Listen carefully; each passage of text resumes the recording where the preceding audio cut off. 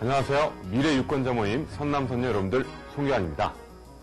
자, 우리가요, 민주주의의 가장 핵심 제도이자 수단이라고 할 수 있는 이 선거의 중요성도 정말 중요하지만 선거에 참여하는 것 또한 매우 중요하다는 것을 한번 살펴보도록 하겠습니다.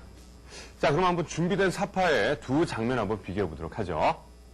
자, 지금 여러분들이 왼쪽에 보고 있는 그런 그림은 선거날 이 중요한 선거를 하지 않고 놀러 가고 있는 사람들의 그런 모습이고요. 그다음 오른쪽에 보고 계신 그림은 선거날 그래도 내 소중한 권리를 잘 지키면서 열심히 투표에 임하는 사람들의 그런 그림이 되겠네요. 자, 여러분들 잘 보셨습니까? 자, 여러분들이 보셔도 당연히 선거날 내 소중한 권리를 행사하고 있는 이런 사람들의 모습이 그렇지 않고 놀러 가는 사람들의 모습보다 훨씬 더 아름답다라고 하는 게 느껴지시죠? 자, 근데 가끔 어떤 사람들은 그렇습니다. 아, 나는 말이야 흑색선전 같은 거.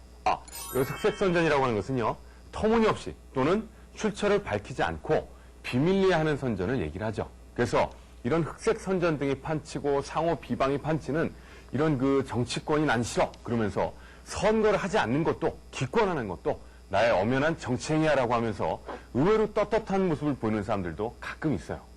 근데 우리가 조금만 더 멀리 내다보는 거시적인 관점으로 한번 생각을 해보죠. 우리 지역구에서 누가 출마하는지도 모르고 또 어떤 사람이 당선된지도 모른다면 이 사람이 우리의 정당한 권력을 위임받아서 어떤 나쁜 행동을 해도 우리가 알 길이 없죠. 이런 행동이 자꾸 누적이 된다고 한다면 결국 민주주의 사회는 퇴보하고 말 것입니다. 그렇기 때문에 우리가 선거에 참여하는 것이 정말로 중요하다는 것을 여러분들이 꼭 좀 깨달으셔야 되겠어요. 자, 그래서 이번에는 선생님이 선거에 참여하는 것이 얼마나 중요한지 직접 한번 피부에 와닿는 사례를 한번 들려드릴 테니까 잘 한번 같이 들어보시기 바랍니다. 2000년 4월 13일에 실시된 제16대 국회의원 총선은 불과 몇 표 차로 당락이 갈리는 초격전지가 유독 많았다. 300표 차 내로 명함이 걸린 곳이 무려 9곳, 20표 차 이내로 승부가 난 지역도 4곳이나 됐고 재검표 사태가 속출했다. 1000표 차 이내로 승패가 갈린 곳은 15군데. 지난 15대 총선 때도 14곳이 1000표 차 승부였지만 최소 표차가 350표였던 것에 비하면 16대 총선 개표는 말 그대로 손에 땀을 쥐게 한 선거였다. 자, 어떻습니까? 정말로 많은 유권자가 살고 있는 지역에서 단 20표 차로 당락이 결정됐다고 한다면 이것은 정말로 초박빙의 승부가 났다라고 말씀드릴 수 있겠어요. 자, 우리 지금 학급 선거라고 하는 게 아니죠. 예를 들어 학급의 정원이 35명인데 35명 중에 25명이 찬성을 했고 나머지 10표가 반대했다. 이런 차원이 아니죠. 정말로 많은 유권자가 살고 있는 지역에서 불과 20표 차로 당락이 결정됐다고 한다면 이것은 진짜 초박빙의 승부가 난 거다라고 하는 것이죠. 그렇기 때문에 이때 한 사람 한 사람의 참여가 얼마나 중요한지를 우리가 알 수 있다는 거예요. 자, 그럼 실제 아직도 여러분들 잘 느낌이 안 와닿는다고 하니까 이번에는 실제 한번 도표를 통해서 우리가 얼마나 이 선거에 참여가 중요한 것인지 살펴보도록 하겠습니다. 자, 지금 여러분들이 살펴보고 있는 그 그림을 한번 도표를 한번 보시죠. 자, 동대문 을 같은 경우 여러분들 쇼핑 같은 거 한번 가보셨죠? 동대문 지역에 얼마나 사람이 많습니까? 근데 이 동대문 을구의 경우에 지금 C 후보의 당선자가 D 후보자의 어떤 그 후보와 차이가 나고 있는 것이 딱 11표죠, 11표. 11표 차이로 당락이 결정된 거예요. 경기 광주 쪽으로 한번 살펴보죠. 자, 경기 광주는 어떻습니까? A 후보와 B 후보 차의 표차가 딱 3표입니다. 딱 3표. 그러니까 이날 유원지에 바람을 쐬러 간 사람이 딱 4명만 상대편의 후보에게 투표를 해도 이 선거의 결과 자체가 달라지는 그런 상황이 되는 거죠. 그 얼마나 선거에 대한 참여가 중요한 것인지 여러분들 잘 알 수 있으셨을 거예요. 자, 표를 통해서 살펴보니까 여러분들 선거에 대한 참여가 얼마나 중요한 것인지 잘 알 수 있으셨겠죠? 그래서 선거에 대한 참여가 진짜 중요하다는 거 꼭 좀 잊지 마시고요. 이어서 한번 선거 참여도를 높이기 위해서는 자유롭고 공정한 선거가 이루어질 수 있어야 되겠는데요.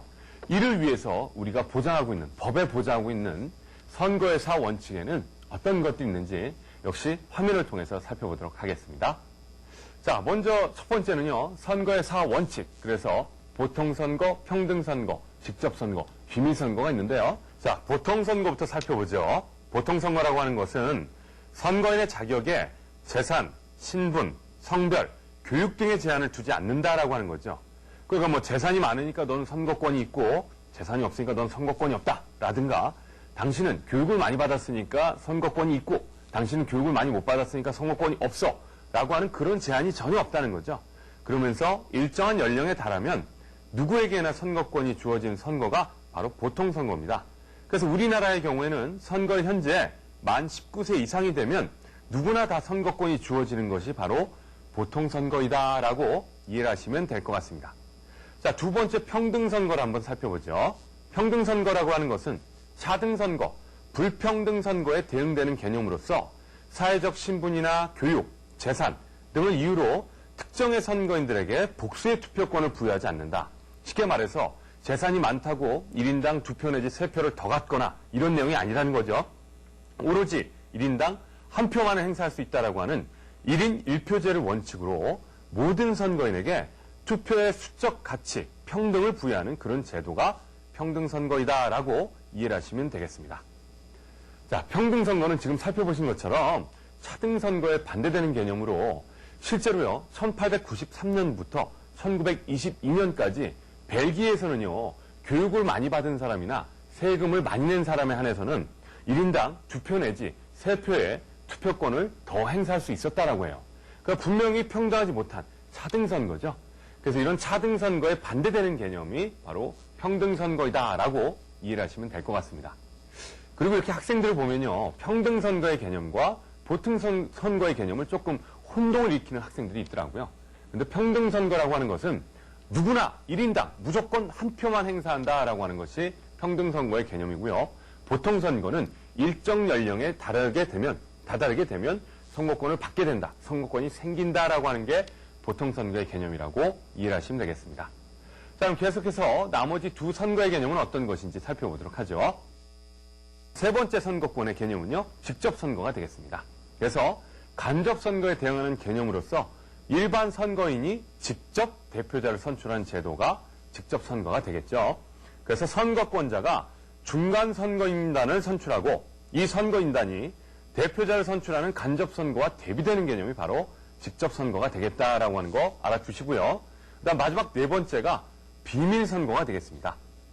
비밀선거라고 하는 것은 누구에게 투표했는지 다른 사람이 알지 못하게 하는 선거로서 선거인이 다른 사람의 강제나 압력으로부터 영향을 받지 않고 자유의사에 따른 투표를 보장하기 위해서 필요한 원칙이 바로 비밀선거가 되겠습니다. 자, 잘 살펴보셨습니까? 그 비밀선거는 내 의사를 자유롭게 행하기 위해서 행하는 선거 방식이라고 이해를 하시면 되겠습니다. 자, 실제로 북한에서는요, 1962년 10월 8일 실시한 총선거에서 유권자 100%가 전원 투표에 참여했고요. 또 놀랍게도 개표 과정을 거쳐서 이들 투표자의 100%가 모두 노동당의 선거라는, 노동당이 100%의 득표율을 보여주는 놀라운 선거 결과가 발표됐다고 그래요. 그래서 실제 이 시기만 하더라도요, 이 북한은 선거를 하게 되면 투표함을, 검정색 투표함을 앞에 하나 놓고 그 다음 흰색 투표함을 앞에 하나 놓은 다음에 모두가 지켜보는 가운데에서 오로지 찬성하는 사람은 흰색 투표함에 이 선거용지를 집어넣고 반대하는 사람만 검정색 투표용지에 이 선거용지를 넣었다 그래요. 그러니 남들이 지켜보는 가운데에서 내가 어떻게 내 의지를 자유롭게 표현할 수 있었겠습니까? 어려웠겠죠. 그럼 이런 경우에는 제대로 된 선거가 이루어졌다고 할 수 없고 이런 경우에 선거에 어떤 참여를 유도하기는 어려울 것입니다. 자, 그래서 선거 참여를 높이기 위해서 자유롭고 공정한 선거를 위해서 실시되는 선거의 4원칙에는 어떤 것들인지 살펴봤고요.